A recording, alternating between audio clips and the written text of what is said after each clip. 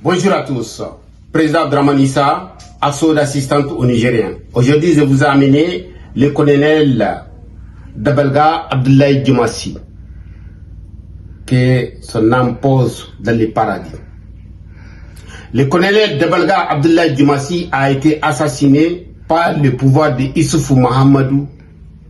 Si je dis Issoufou Mahamadou, c'est avec Bazoum Mohamed aussi. Il a été assassiné le 5 octobre 2016.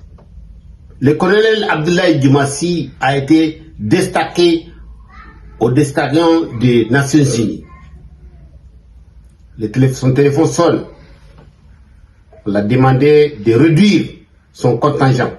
Il a dit au gouvernement, lui, il ne réduit pas personne. Le gouvernement n'a qu'à faire une liste pour l'envoyer, pour le dire qui va rentrer au Niger. Le gouvernement l'a envoyé la liste. Il a dit à ces gens. Le gouvernement aussi l'a dit, quand ces gens sont prêts, il faut qu'ils viennent avec eux à Niamey. Le colonel a fait comme ça. Quand il est revenu à Niamey, il voulait retourner. Ses supérieurs ont dit non, il faut rester. Parce qu'en ce temps, ils ont déjà commencé, avec la complicité aussi de sa femme, avec son coursier, ils ont commencé déjà à l'empoisonner. Mais lui, il ne savait pas.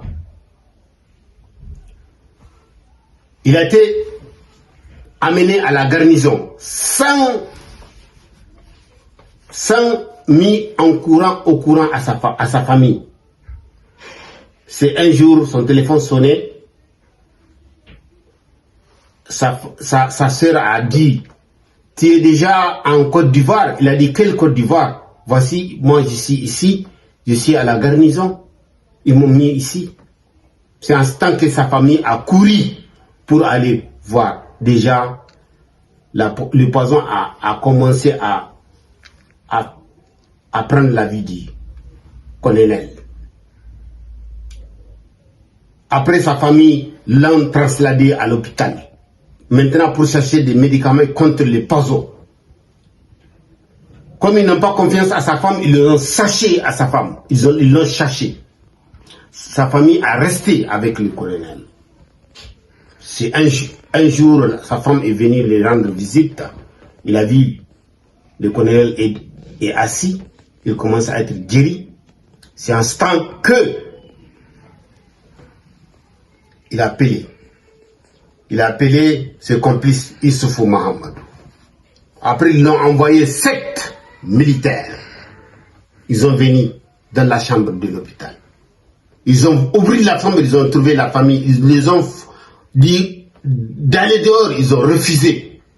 Ils ont allé dehors, ils ont refusé. C'est un instant qu'ils les ont sortis avec la force. Après, ils ont piqué le colonel. Quand sa famille rentrait dans la chambre, ça sort du sang. Ça sort du sang dans la bouche, dans les nez, dans les yeux, partout. C'est un sang que le colonel a rendu âme. Dans toute cette histoire, là où ça m'a pris mon cœur, aujourd'hui je vois le colonel, il est là-haut, dans le paradis. Il est avec nous, avec les panafricains, en train de lutter avec nous. Le chef d'état-major actuel, en ces temps, il est venu pour donner ses condoléances à sa famille. Il est resté assis. Ça, c'est un témoin qui est en train de me dire. Il était assis à côté du père du colonel Dabelga. Le chef d'état-major a dit que Dieu lui donne la paradis. Il a dit que Dieu lui accepte à sa paradis. Il a dit au chef d'état-major, vous avez fait ce que vous avez voulu. Ça veut dire que le papa est en train de dire, vous l'avez assassiné, maintenant vous êtes tranquille. Le chef d'état-major n'a rien dit, même pas un mot. Ça, c'est un témoin qui m'a dit. Dans toute cette histoire que j'ai en train de vous dire, j'ai sa sœur avec moi. Il va témoigner. Toute personne qui veut quelque chose, il y a sa sœur qui est avec moi aujourd'hui, qui va témoigner les faits. Je suis en carême. je ne mens pas jamais. Je vous dis la vérité, ce qui se passe. Il y a des médecins qui font des fausses informes pour dire, vous savez ce qui s'est passé. Non, le colonel de Barkhane, réellement, il a été assassiné par Issoufou Mahamadou et Bazoum.